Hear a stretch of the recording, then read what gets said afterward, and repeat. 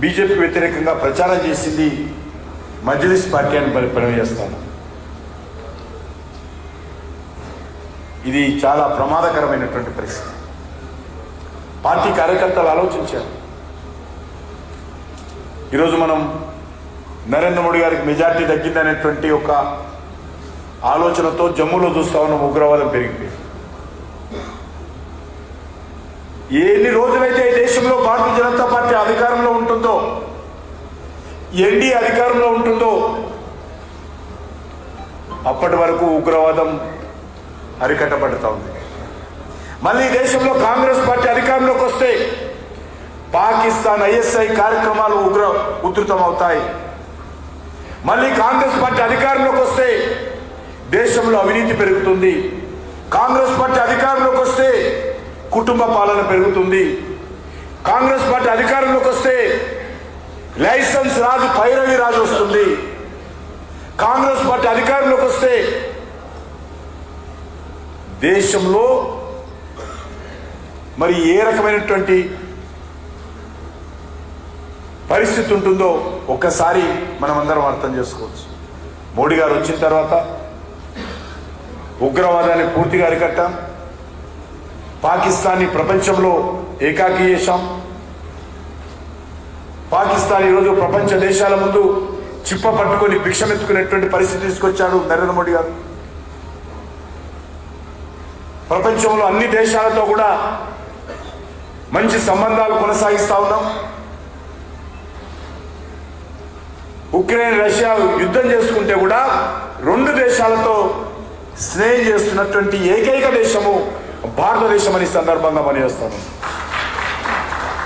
రెండు దేశాలు కూడా నరేంద్ర మోడీ గారంటే గౌరవం ఉండేటువంటి దేశము భారతదేశం అని పనిచేస్తున్నాను. ఉక్రెయిన్ రష్యా యుద్ధం జరిగితే ఉక్రెయిన్లో చిక్కుకున్నటువంటి భారతీయులను యుద్ధం ఆపి తీసుకొచ్చినటువంటి చరిత్ర మన నరేంద్ర మోడీ గారి నాయకత్వాన్ని భారతీయ జనతా పార్టీ దాన్ని మనం చేస్తుంది. ఎందుకు చెప్తా ఉన్నానంటే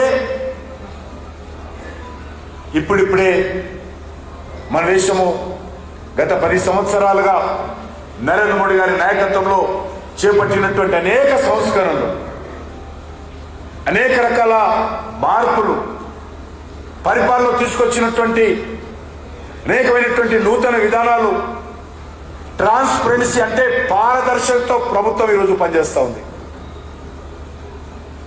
ఒక దిక్కు ఉగ్రవాదాన్ని అరికట్టాం.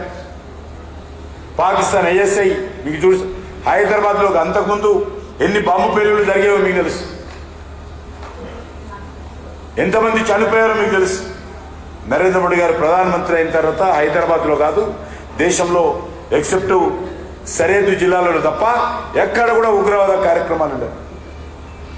గతంలో కాంగ్రెస్ పార్టీ అధికారంలో ఉన్నప్పుడు అనేక రకాలుగా బొగ్గు కుంభకోణము, కామన్వెల్త్ గేమ్స్ కుంభకోణము, 2G స్పెక్ట్రమ్ కుంభకోణము,